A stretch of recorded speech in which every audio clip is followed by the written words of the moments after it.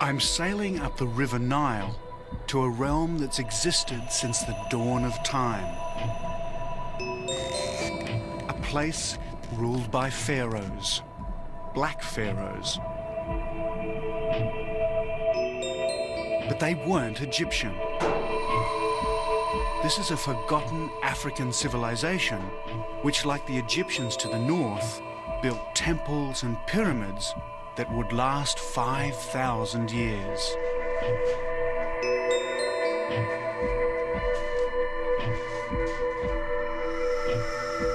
So my journey takes me 1,000 miles up the Nile, deep into a desert where temperatures soar to 120 degrees. And here, I come face to face with the black pharaohs of Africa.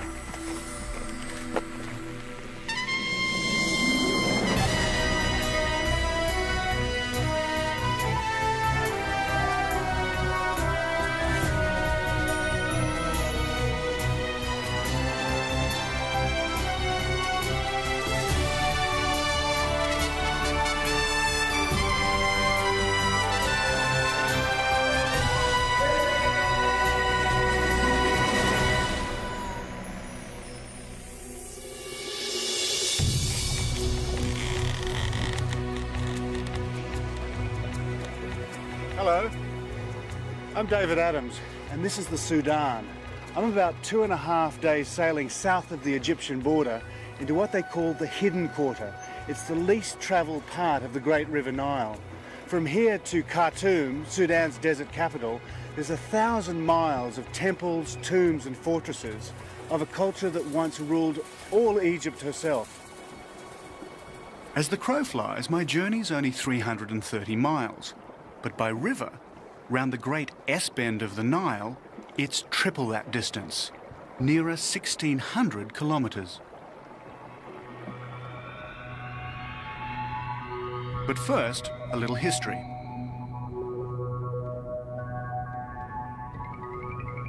Nearly 3,000 years ago, in the 8th century BC, Shabaka, king of Nubia, conquered Egypt. His dynasty was to rule the Egyptian Empire for over a century, the 25th Nubian dynasty.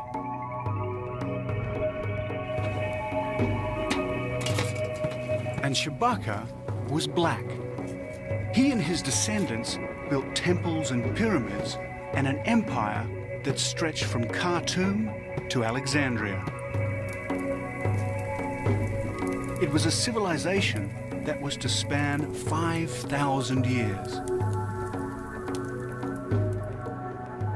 So to go back to the roots of this ancient African empire, I'm sailing up the Nile in the most traditional of ways. My crew is Nubian, direct descendants of those who fought for the Black Pharaohs. And I'm sailing on a felucca, a boat little changed in 3,000 years, ideally suited to what's a very user-friendly river. And what makes the Nile really navigable is that the flow goes one way towards Egypt and Alexandria, and the north wind goes the other towards Khartoum. So boats like this can navigate up and down the Nile at will. The Nile is Sudan's lifeline.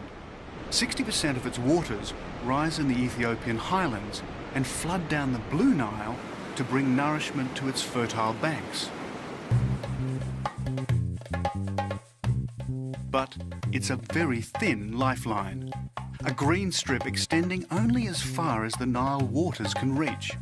Barely a mile from its banks are the scorching sands of the Nubian desert.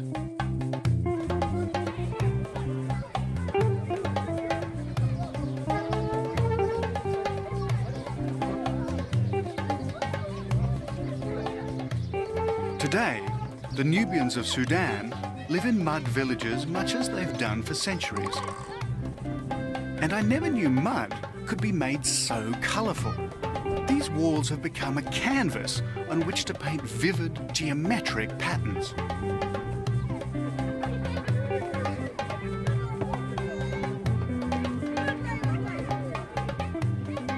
Again, I'm going back in time.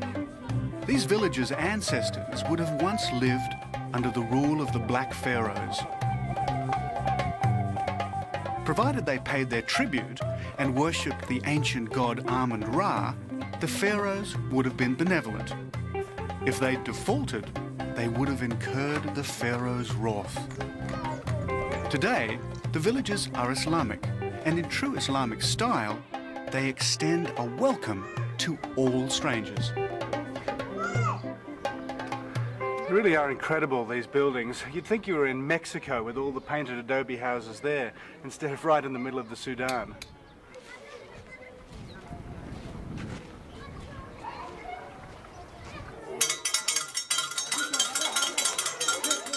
School starts early in the Sudan, at 7 a.m. And as Westerners seldom pass this way, the school teacher grabs his opportunity. He wants me to tell his students about my home country, Australia. أشهر المدن في أستراليا مجاهد. Sydney. Sydney? Yeah, Sydney. Yeah, that's where I come from, Sydney. قال ثاني. Do they know this one? Yes. This is the, okay, it's got big ears, okay, okay, like that, and a very big tail. Yes.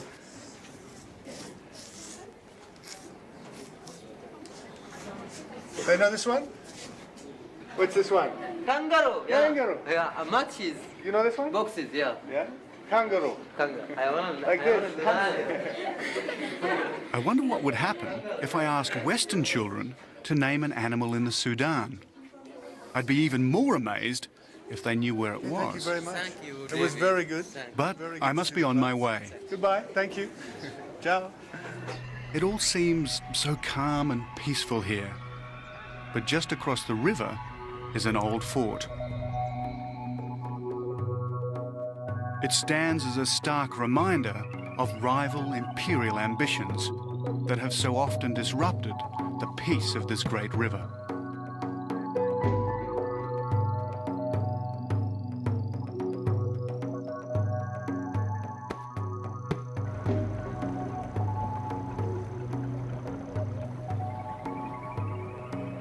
And here's another monument, a temple built by an Egyptian warrior, Amenhotep III, great-great-grandfather of Tutankhamun.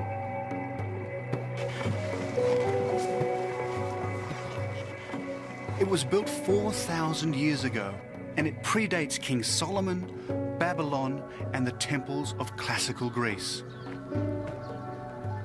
It was from temples like these that the Black Pharaohs drew their inspiration and founded their ancient African civilization.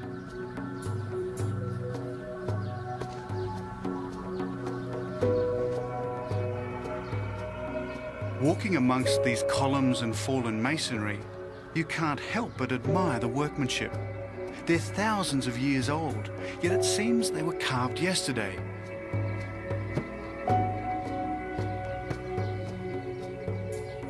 And where are the tourists?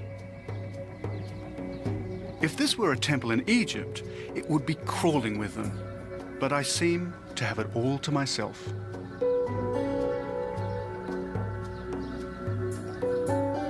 In Amenhotep's day, this was an imperial outpost marking what was to him the ends of the earth. Behind was Egypt, the known world. Beyond was Black Africa and the Nubian province of Kush.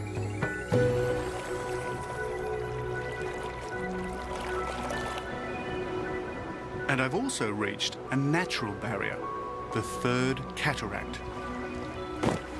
One of a series of impassable rapids that hinder all Nile travellers. My felucca can go no further. Salam!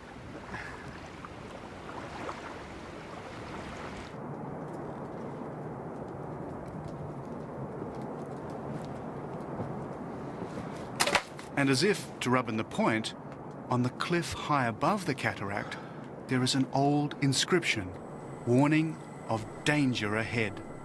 This was the original border between ancient Egypt and the Nubian province of Kush. Tomorrow, I join the trail of another warrior whose imperial ambition ran headlong into that of another would-be African pharaoh. I'm about to enter the land of Kush.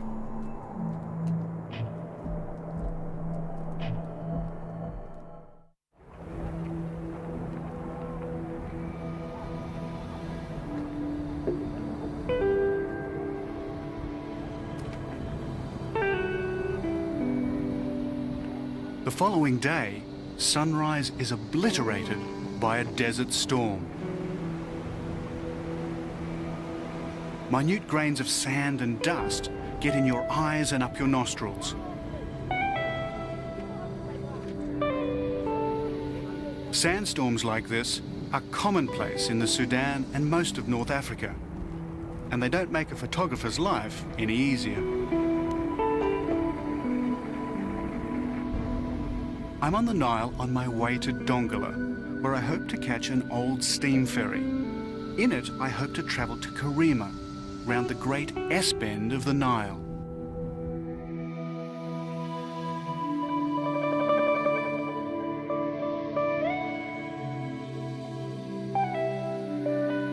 I'm on another felucca, dwarfed by this mighty river. And it was past this very spot, nearly 3,000 years ago, that the Black Pharaohs launched their invasion north.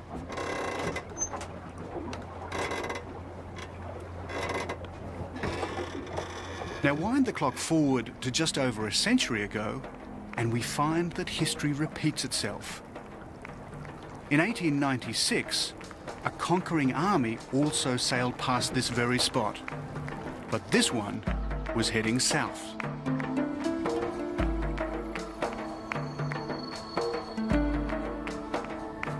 In the 1800s, a man was born near here who believed he was sent by God. He was a sort of Islamic messiah known as the Mahdi.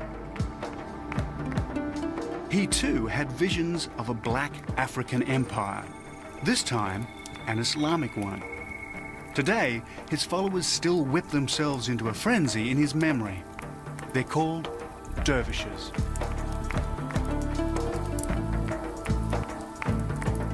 "120 years ago, a dervish army launched a holy war to end British colonial rule. They killed the British commander, General Gordon, at Khartoum. It was 10 years before his death would be avenged. And when vengeance came, it came in the form of this man, Lord Kitchener, later to become one of Britain's most outstanding generals.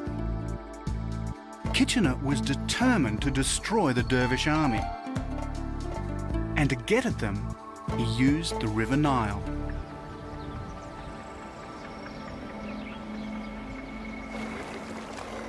The next morning, we arrive in Dongola. Dongola. Ah, Dongola. Fantastic. And it was near Dongola, in 1896, that Kitchener's army first came under fire from the dervish forces. He quickly defeated them with superior firepower. Are these the ferry boats? Is that for Karima? لا لا شام. It's finished. لا لا لا خسران أيوة. Well, there's my Nile ferry.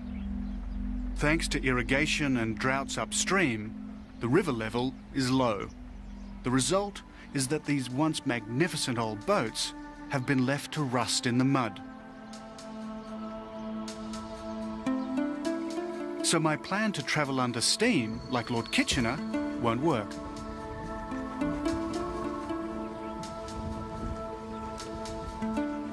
It's a riverboat graveyard. This is all that's left of a riverboat culture that grew up along the Nile. It was based on British imperial power, but it was romantic just the same.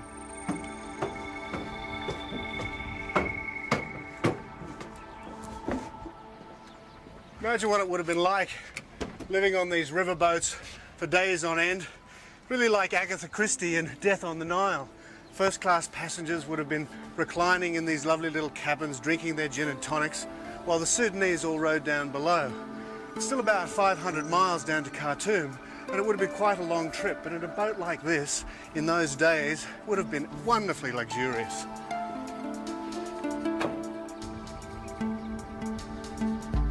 The Battle of Dongola was Kitchener's first success.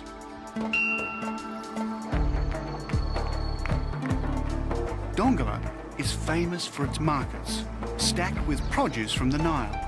Today, as in 1896, there's enough food to feed an army. And it's in these markets that I meet Ramadan. Ramadan is also bound for Karima. He tells me there's only one way to get there quickly, but it means abandoning the river and going by bus. So how long does the bus take to get to Karima? 2 days. Yeah? Yeah, we take 2 days and desert and many sand and yeah. But Karima is very beautiful also. Yeah, no, I'm looking forward to it. And Jebel Barka. Jebel Barka, and there is a Puru also. But yeah, and you were stopping in Karima? Yeah, we stop in Karima. Yeah. That's the good news. The bad news is that the bus doesn't leave until the day after tomorrow. So it's 2 days waiting. Yeah, that's waiting. There's not many buses in this country. Yeah, you must wait until that. Oh, take the tea. Say shukran. Shukran. The Sudanese are a nation of tea drinkers. So we discuss travel plans over a glass of sweet, minted tea. Is there much to see around Dongola? No. Dongola is also famous for its cooking. Perhaps I can relax and enjoy some Sudanese cuisine. But Ramadan suggests another form of cooking. You may think that being buried 30 kilometres out in the desert is some sort of Sudanese torture. Actually, it's something that a lot of people travel a long way to do, because this sand has incredible properties, and anybody with rheumatism who gets buried here for an hour or two walks away with almost no pain. Well, for me, because I don't have rheumatism, this is actually like a hot sauna. Well, probably in an hour or two I'll just be nicely baked. But it actually is very pleasant, I think.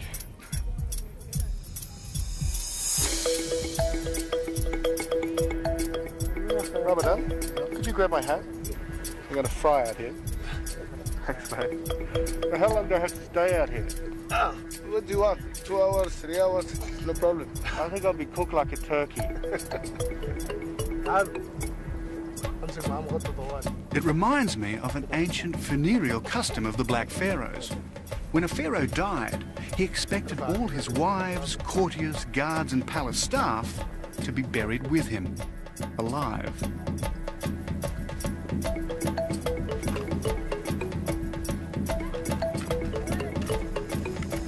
It's getting hot, very hot. Soon I'll be mummified like a pharaoh. They put a cover over me as the sun rises higher and higher in the desert sky. And by now, I seem to have acquired quite an audience.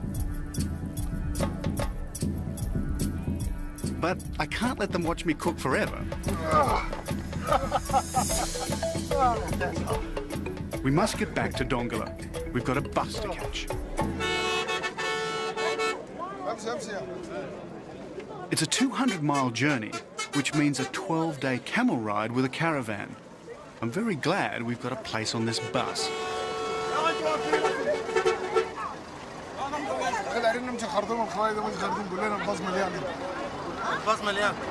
The bus is full. Let's go and take. Yeah, okay, that's fine. Let's go there. Yeah. There's no room inside, which means we have to sit up on the roof. Not to worry. Up here, it's a dress circle view. Thank you. Very good.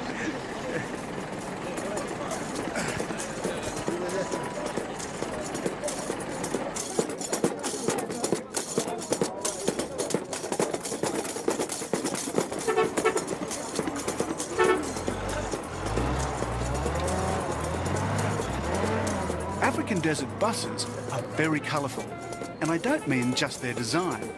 And you've got to love that horn.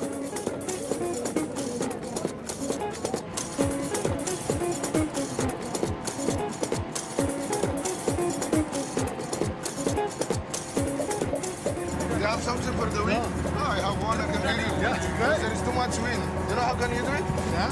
Put it on. To keep the dust out of my mouth and the sun off my head, Ramadan insists I wear an emma, a form of Sudanese turban. That's right.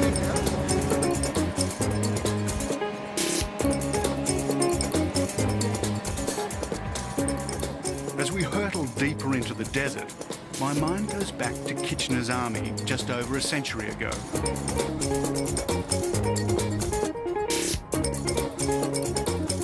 "25,000 men marching through this desert.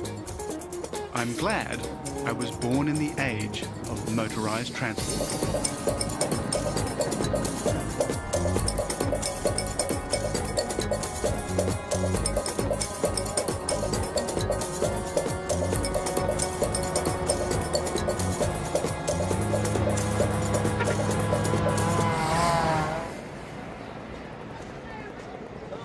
Two days later, dusty and tired, we arrive in the town of Karima. And before we say our goodbyes, Ramadan helps me to find a hotel. So this is the only guest house in town, huh? Yes, this is Oh, it's fine.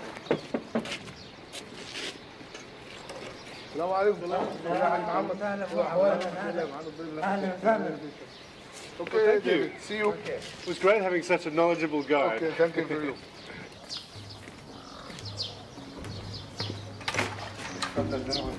Thank you.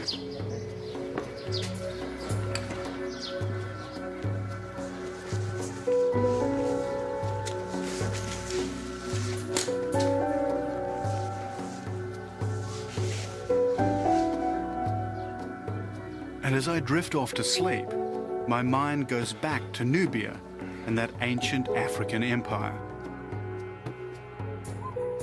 I'm about to enter a land of pyramids and temples built by the Black Pharaohs thousands of years ago. This was the place from where they set out to dominate much of the known world.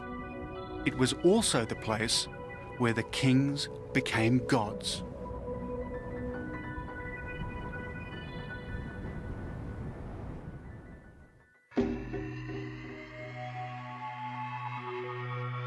At first sight, Karima is just another North African desert town on the banks of the River Nile. But it was once an imperial city that used to rule the Sudan and Egypt far beyond.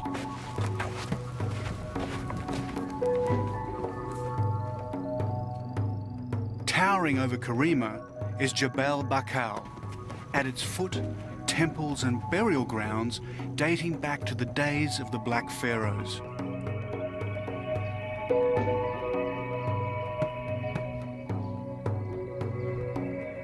This was their sacred mountain.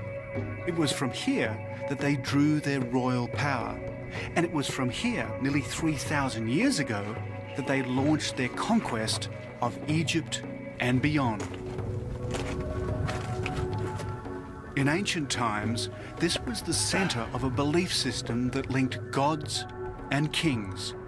It was here they believed heaven and earth were joined. Well, this is the seat of the gods. This is where Amun-Ra, the great god of the Kush and the Egyptians, was worshipped.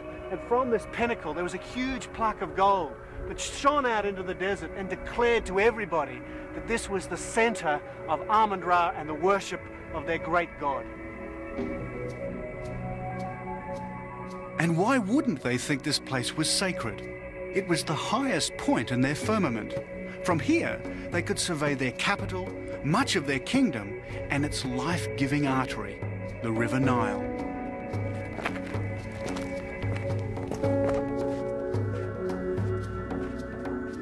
Deep inside the mountain is a secret labyrinth.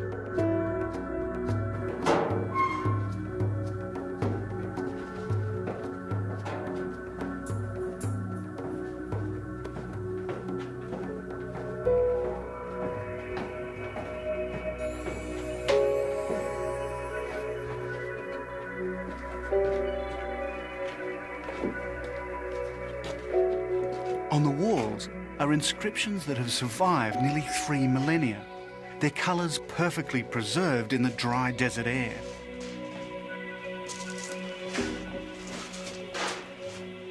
Even the most powerful of the black pharaohs feared this place, for here lived the god kings, where monarchs prayed and hoped to become gods themselves. It was their belief in Amun-Ra that inspired their holy war to conquer Egypt.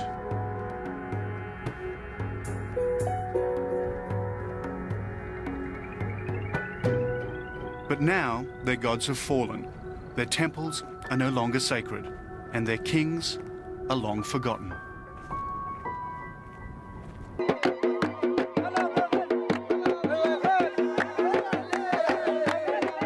Back in town, there's an event on, a wedding. And weddings are the ultimate in Sudanese hospitality. The whole town celebrates. I'm in town, so automatically I'm expected to attend.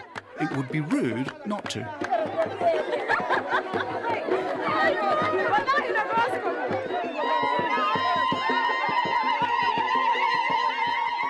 This is the bridegroom, and if he's looking a little bit apprehensive, there may be a good reason why. Most marriages in the Sudan are arranged, so it's quite possible he's never even set eyes on his future wife until today. Central to every marriage is the contract, normally drawn up after months and months of wrangling. So today's the day when the contract is supposed to be signed and the dowry paid. Well, the signing's almost finished, and after that, all the men are going to move out of here and join the women for what is only referred to as a festival. The problem is, they can't find the groom. The celebrant says a prayer. And suddenly, there's the sound of gunfire.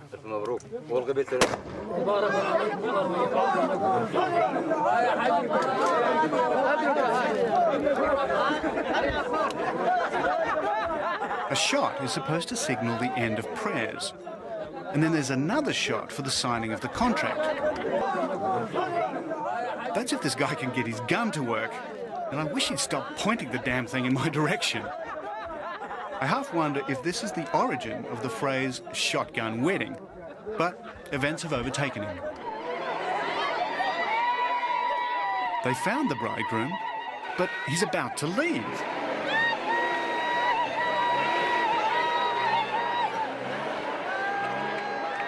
It looks like it's all over before it really began. Something about a family tiff, the drummer ran out. The families have divided, the groom's in one vehicle, the bride's in another, and they're disappearing. Apparently it happens all the time in Sudanese weddings. And it's time I was leaving too. I still want to visit the pyramids of the ancient kingdom of Kush. To do that, I must go further up the Nile and head into the desert. Fortunately, Lord Kitchener's army left behind a transport system to get there. Salam. Karima Station looks as if it were built for an English country town, but there's not much English spoken here. So for me, buying this ticket is a bit of a lottery. I'm not really sure where I've actually bought the ticket to. Could have been Port Sudan. It was very cheap. It was only about $10. So if I get to Khartoum, it'll be a very cost-effective journey. The line goes from Karima up the Nile Valley, then hopefully south to Khartoum. On the way, I'll stop near Merowe. But for the moment, I just need to get on this train. The first thing to realise about trains in Sudan is that they're very crowded. I thought I'd got here early, but obviously not quite early enough. The second thing to learn about them is that they leave on time. At least this one does.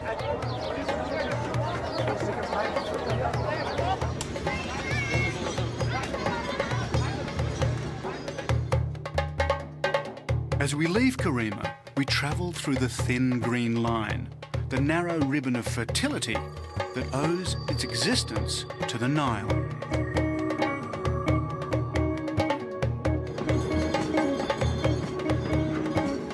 Then, as if to rub home the point, quite suddenly we're in the open desert. Next stop, well, I'm not too sure about that. but I'm told we're heading in the general direction of Khartoum.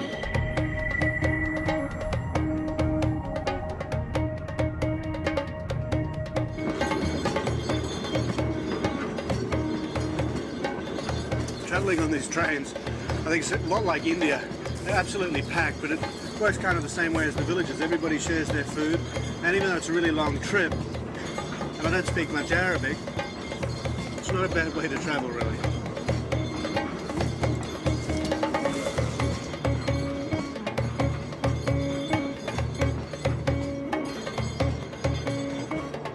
That's if you don't mind sitting on the floor, but I'm too tired to worry. Soon the lurching motion sends me to sleep as we head out across a sandy sea of nothingness.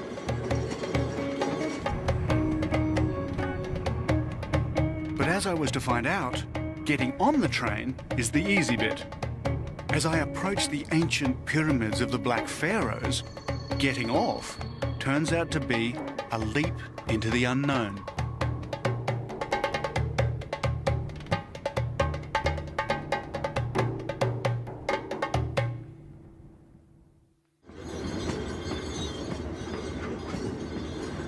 When the British Empire held sway over this part of Africa, one of its lasting legacies was the rail system it left behind. This is the Sudan section of what imperialists like Lord Kitchener hoped would one day become the great Cape Town to Cairo railway.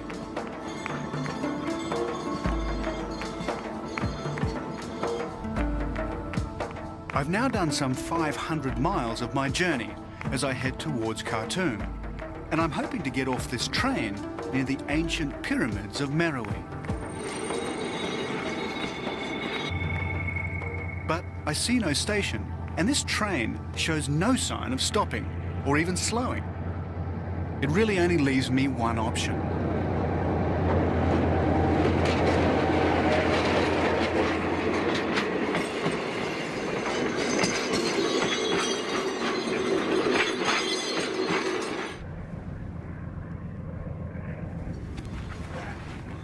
I don't think that was the smartest move in the world. Jumping off trains I don't recommend.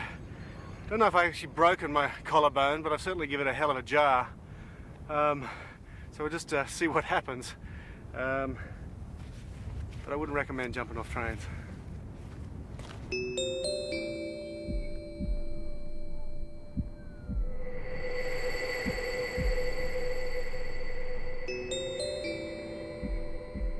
As the train disappears into a mirage, I head into the shimmering desert with a rather bruised shoulder.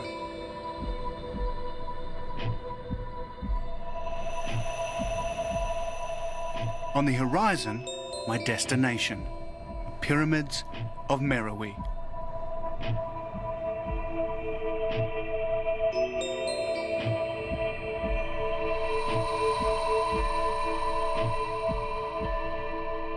Nothing better illustrates the power of the River Nile than this wilderness. I'm well beyond its irrigating reach in a wasteland ruled only by sun and wind.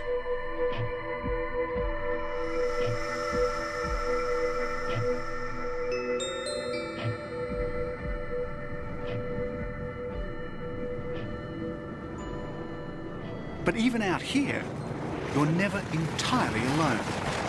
Though I wasn't expecting this. Hey! There. G'day. How are you doing? Good, man. I never expected to see anybody out here. Well, that's you the first traveller that I've seen north of Khartoum. Oh, really? Yeah. Where are you headed? Well, I'm heading north to Wadi Halfa. Try to catch a ferry there, across Lake Nasser, go into Egypt. Wonderful. We would just come from that way. I've just actually come down on the Nile. Yeah. So where have you been? I mean, it looks like you've Well, been around the world. Yeah, it's actually a round the world trip.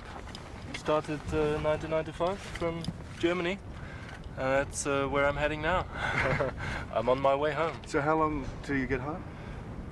I don't know. It will probably be another 6 months.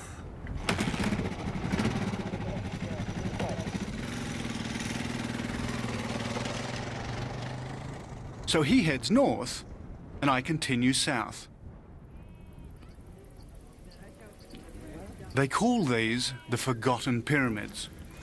Because of a Western obsession with Egypt, the Sudan is not on the tourist trail.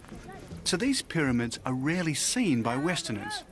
And yet there are more pyramids here in the Sudan than there are in Egypt. And out here in the middle of nowhere, I guess this is the closest I'll get to hiring a taxi. Yes. Want to get a camel?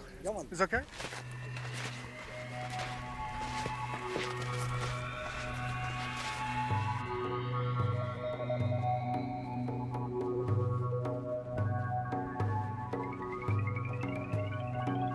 In ancient Egyptian terms, these pyramids are relatively new, a mere 2,400 years old.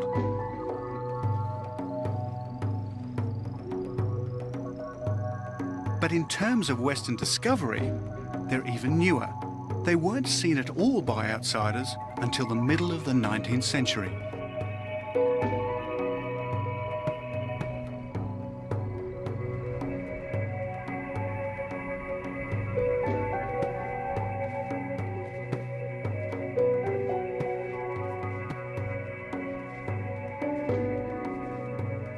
They've never been properly excavated, but they were built by the Black Pharaohs. They're smaller and steeper than the better-known Egyptian pyramids, and like them, they've been vandalized by tomb raiders.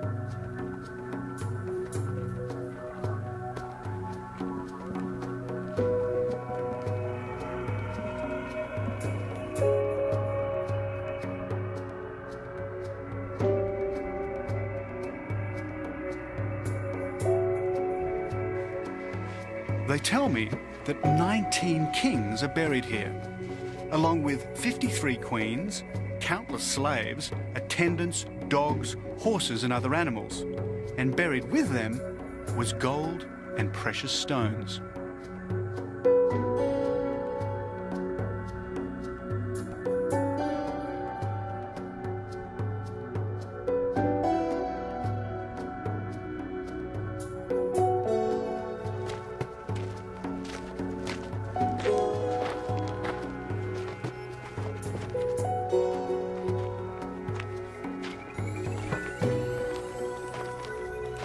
Let's go take some photos.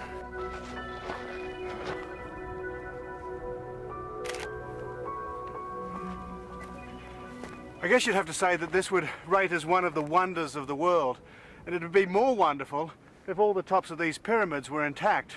But what happened in 1836 or so is an Italian treasure hunter came down here and blew the tops off them all, trying to find some gold. And he found gold in one, but by the time he'd pulled it out, all the local people were so angry that he had to flee for his life. Pity they didn't get him. To just stand in a place like this is truly awesome. These monuments stand as testimony to a black African civilization that predated Julius Caesar, Christianity, and Alexander the Great. But its inspiration came from much earlier, 4000 BC, from the very dawn of civilization itself. Its culture became its own, its carving, its hieroglyphics, its architectural style. And after the 25th dynasty, it was to last another 1,000 years, only to be eclipsed by the arrival of Islam in 650 AD.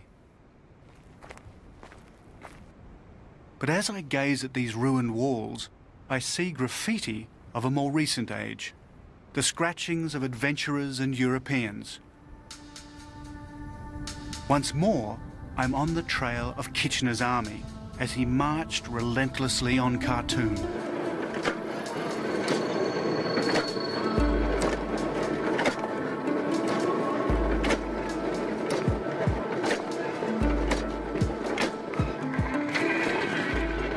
Almost a century ago, he built a military railway to supply his troops. This is part of that line.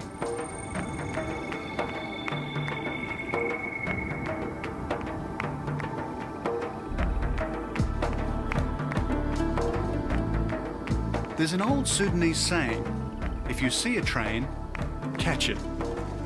They also say that if you hail a passing train, it will stop for you. And while this isn't exactly a train, it'll do. But it's going a lot faster than it looks. I think they're trying to tell me that they can't stop. If I want a lift, I'll have to jump.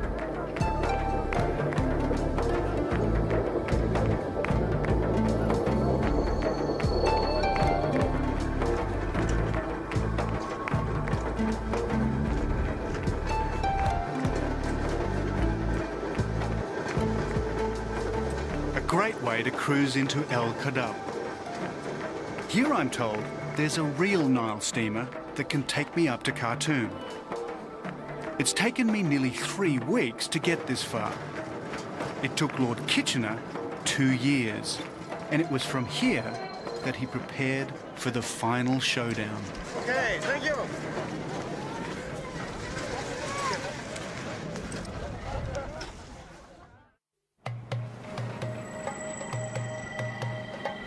At last, I get my chance to ride an old Sudanese Nile ferry.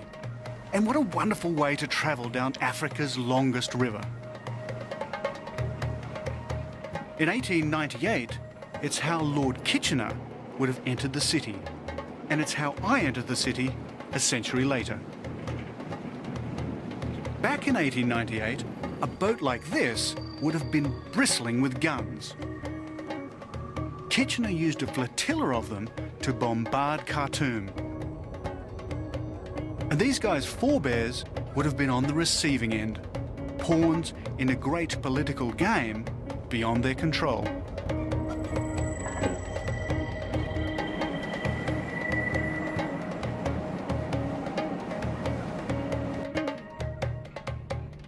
I've now completed nearly 1,000 miles of my Nile travels in the wake of Kitchener's army, and now I'm near journey's end.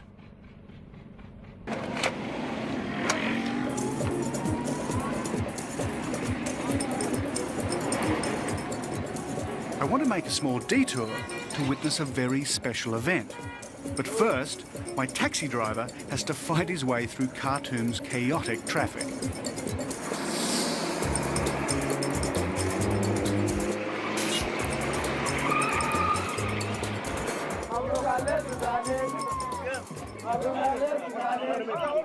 It's grand final day for a wrestling contest.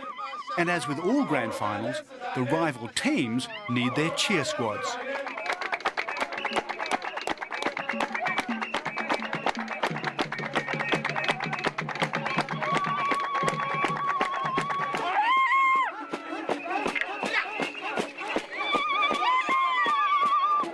These are the legendary Nuba wrestlers.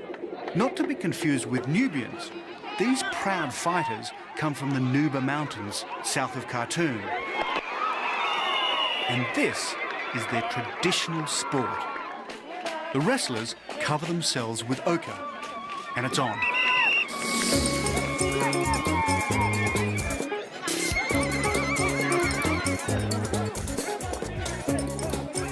The rules are simple. Make your challenge, then try to throw your opponent on the ground. It's an endless cycle of challenge, wrestle, throw. While the cheer squads show no sign of losing voice.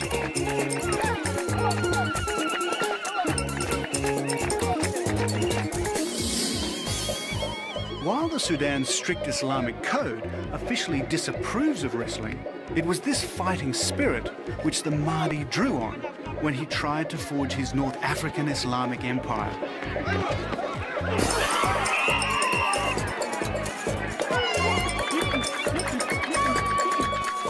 And it was this fighting spirit that took the British by surprise over a century ago. The final showdown came at the Battle of Omdurman.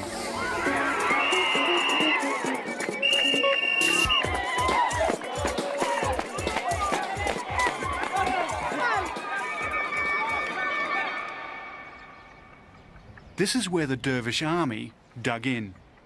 And here they waited for the British and Egyptian troops to arrive. And when they did, it was a massacre. A medieval Dervish army against Kitchener's modern war machine. Can you imagine what it would have been like manning these defences for months and months on end while this enormous army advanced from the north?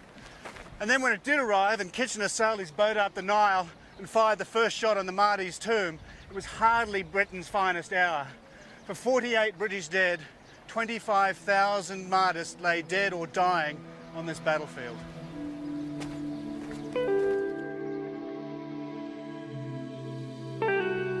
The Battle of Omdurman was a slaughter.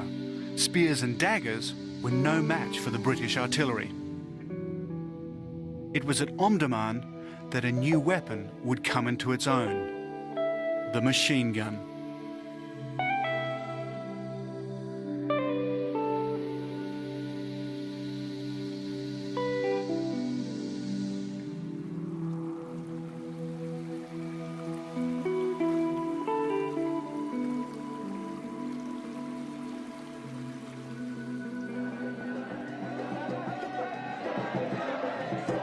So today, perhaps it's not surprising that the Sudanese, like the Black Pharaohs before them, would wish to control their own destiny, just as the Islamic Messiah, the Mahdi, had tried to do over a century ago.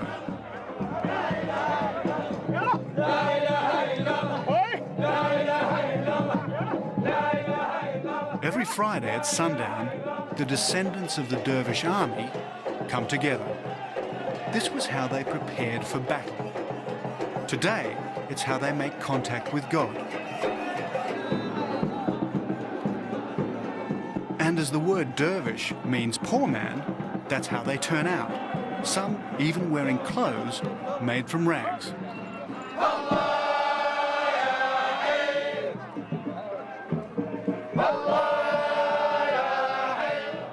For them, this is a transport of the soul, taking them beyond their ordinary lives and giving them a glimpse of the life in the hereafter.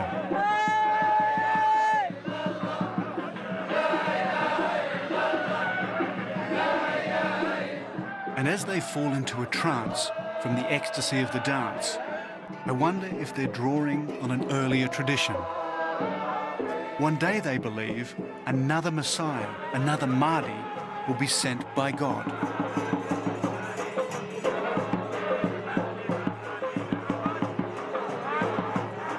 So why such an obsession with their self-determination? Maybe they look back to a time long ago when, under the mysterious Black Pharaohs, the Sudan briefly ruled an empire, which became the envy of the known world. Or maybe, after thousands of years of turmoil, they're sick of being pushed around.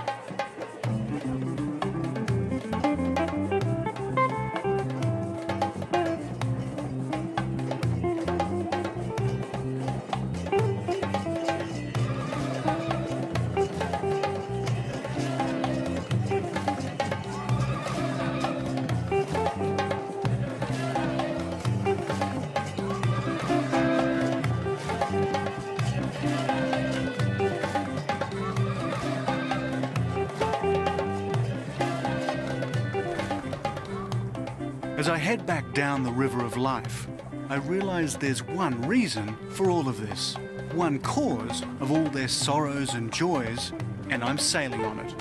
It's the River Nile.